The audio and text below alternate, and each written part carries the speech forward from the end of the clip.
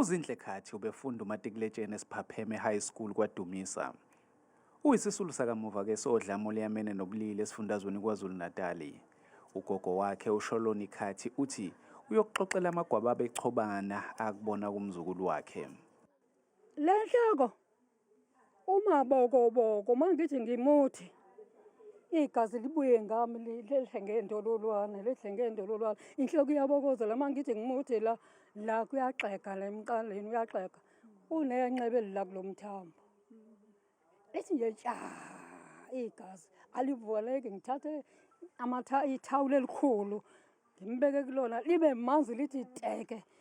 Unina kaZinhle uthi ke indodakazi yakhe ibihlukunyezwa yisoka layo.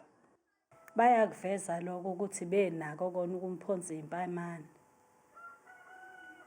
Bokusho ukuthi bokukhona lokho ukuthi umntanami bemsaba. Esaba nokuthi kukhona lokho kuhlukumezeka ukuthi bayashayana. Angakwazi ukuthi abuyele kodadewabo abatshene. Zingaphezulu kwekhulu izigameko zokuhlukunyezwa kwabesifazane ezifinyelela ezikhungweni ezibizwa ngamaThuthuzela Centers eThekwini nje kuphela nyanga zonke. A lot of victims actually remain in relationship because they love the person and they fear as well what he may do if she leaves the relationship and also hope that he may change. Amaphoyisa abike ukuthi kuyasembophile umsolwa kanti ke uzovela enkantolo ngoLwesihlanu.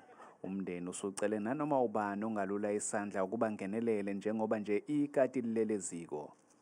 Ezindabeni zethu kuChannel 163 olethelwa yiNewsroom Africa nginguNtando Mnyandu kwaDumisa eningizimu yeKwaZulu-Natal.